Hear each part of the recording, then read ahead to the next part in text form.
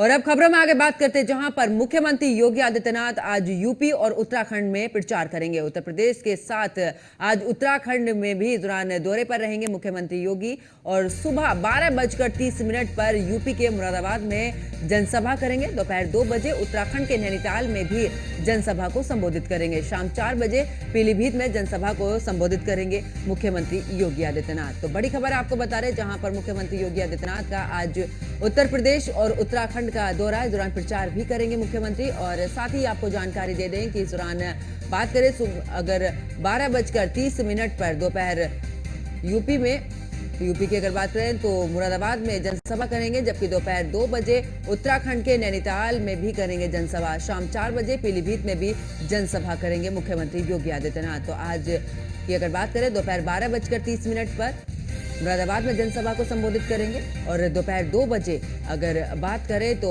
उत्तराखंड के नैनीताल में जनसभा करेंगे। और शाम 4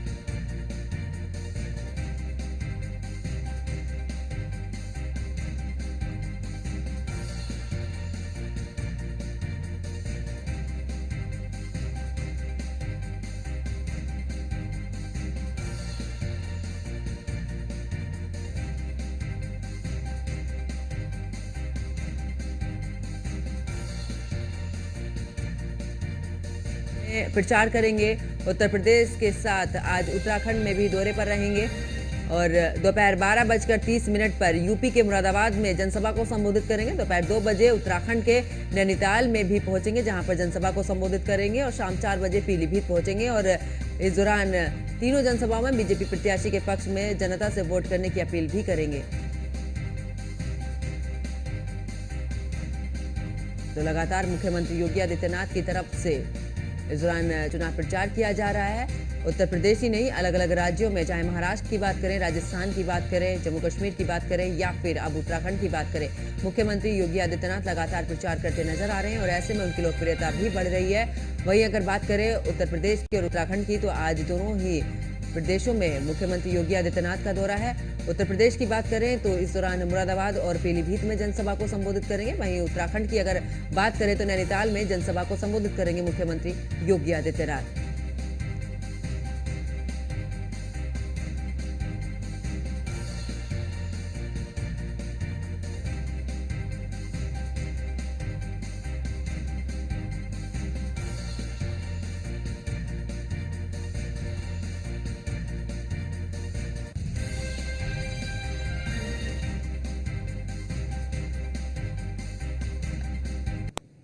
और ज्यादा जानकारी के साथ पीलीभीत से हमारे संवाददाता अमित मिश्रा हमारे साथ में लाइव जुड़ चुके हैं। अमित, अगर बात करें तो मुख्यमंत्री योगी आदित्यनाथ का पीलीभीत का दौरा, बीते दिन की बात करें तो अखिलेश यादव ने भी यहीं से शुरुआत की अपने चुनाव प्रचार की। ऐसे में क्या कहता है पीलीभीत का समीकरण?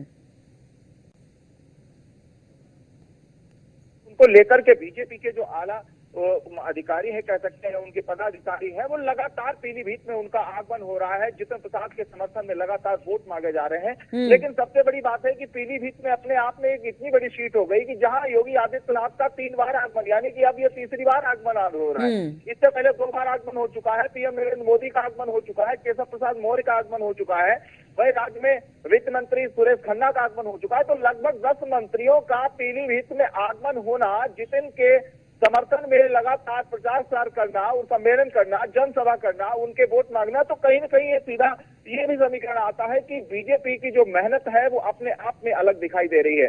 भाई अगर हम विपक्ष के तौर पर बात करें तो एनडीए जो गठबंधन है, गठबंधन की अगर हम बात करें तो वहां अभी सिर्फ जो समाजवादी के प्रत्याशी बनाए गए हैं, गठबंधन के प्रत्याशी बनाए गए भगवत शरण गंगवार, तो इतनी हॉट सीट जहां एक बार बीजेपी की लगातार मेहनत कर रहे हैं, बीजेपी के मंत्री लगातार आ रहे हैं। वहीं भगवत शरण गंगवार की अगर हम बात करें तो वो स्वयं अपने आप ही चुनावी मैदान में है। लेकिन अखिलेश यादव कल यहाँ पर आए हैं और अभी तक उसके बाद कोई बड़ा चेहरा भगवत शरण गंगवार के समर्थन में नहीं आया। और वहीं आज फिर से जो लोकसभा बहेड़ी जो क्षेत्र है पीलीभीत बहेड़ी, वहां आगमन योगी आदित्यनाथ का 3 बजे बहेड़ी के रामलीला ग्राउंड में होने जा रहा है। और कल पुष्कर सिंह धामी का भी आगमन होने जा रहा है। तो पीलीभीत में जो बीजेपी है वो लगातार प्रयास कर रही है, कहीं से कोई कसर नहीं छोड़ रही है और हर हाल में अपने प्रत्याशी को जीत दिलाने के लिए जनता के साथ रूबरू होने के लिए लगातार प्रयासरत है। जी बिल्कुल। और अगर अब बात करें, क्योंकि अगर पीलीभीत में जिस तरीके से जनसभाएं हो रही हैं, चुनावी समीकरण की अगर बात कर लेते हैं तो क्या, क्योंकि कोई भी चुनाव होता है जातीय समीकरण पर बड़ा ही इस दौरान महत्व रखता है, तो क्या कहता है इस दौरान पीलीभीत का जातीय समीकरण? जैसे यहाँ पर जो जातीय समीकरण की अगर हम बात करें तो मुस्लिम बाहुल्य यहाँ पर है, लगभग 4 लाख वोट प्लस जो है मुस्लिम का है, उसके बाद कुर्मी वोट है, उसके बाद ब्राह्मण वोट है। लेकिन जातीय अगर समीकरण की बात करें तो यहाँ पर समाज, जो मुस्लिम मतदाता है वो समाजवादी पार्टी के साथ जाता दिखाई दे रहा है, वहीं अनीश अहमद खान बसपा के जो प्रत्याशी उनके साथ दिखाई जाते दे रहा है। लेकिन वहीं अगर हम अन्य लोगों की भी बात करें जातीय समीकरण को लेकर के, तो अगर यहाँ पर एक कैंडिडेट होता तो जो मुस्लिम समुदाय है वो 2 भागों में बट गया, समाजवादी पार्टी की तरफ जा रहे हैं और वहीं अनीश अहमद खान यहाँ से जो बसपा से प्रत्याशी बनाएंगे उनकी तरफ जा रहे हैं। अन्य जो वर्ग है वो जितिन प्रसाद को भी समर्थित करेगा, ऐसा लोगों का कहना है। अब आने वाले समय में क्या होता है वो देखने वाली बात होगी। लेकिन अगर यहाँ वर्तमान की बात की जाए तो टक्कर यहाँ पर जो गठबंधन के प्रत्याशी भगवत शरण गंगवार और जितिन प्रसाद के ही बीच होनी है, क्योंकि अखिलेश के आने के बाद जो अखिलेश ने पूर्ण में हुंकार भरी है तो वो भी कोई कम हुंकार नहीं है। काफी संख्या में भीड़ उनको देखने, उनको सुनने पहुंची थी। तो ऐसे में बीजेपी के तमाम मुद्दों की भी बात कही। वहीं इससे पहले बीजेपी के जो प्रत्याशी है यहाँ पर जितिन प्रसाद, उनके बयानबाजी को पलटवार भी किया। जितिन प्रसाद ने कहा था यदि मुझे पहले पता होता तो पीलीभीत को बम्बई बना देता। इसमें पलटवार करते हुए अखिलेश यादव का आगमन हुआ और उन्होंने कहा कि पहले पता होता तो बंबई बना देते, लेकिन बंबई तो बहुत बड़ी बात है, यहाँ के अगर विकासकार्यों को ही धरातल पे पहले कर दिया होता तो यही बड़ी बात है। वहीं एक तरफ उन्होंने तंज कसते हुए योगी आदित्यनाथ से भी कहा कि विधानसभा 2022 का चुनाव था तो योगी आदित्यनाथ के आगमन पे उन्होंने कहा था कि यहाँ जो मानव जीव संघर्ष है, यहाँ पर जो जानवरों से उनकी जो है मौतें हो रही हैं, उसको लेकर भी उन्होंने तंज कसते हुए कहा कि उन्होंने कहा था कि 15 दिन में यहाँ जानवरों के साथ जो समस्याएं हो रही हैं उनसे निजात दिलाएंगे।